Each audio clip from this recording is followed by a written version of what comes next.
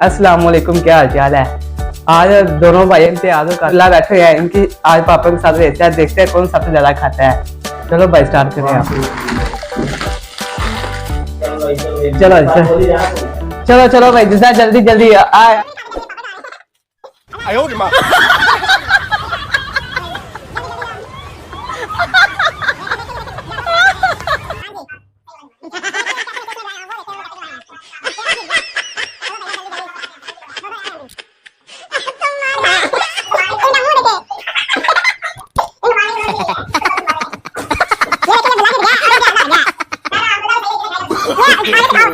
No, no, no.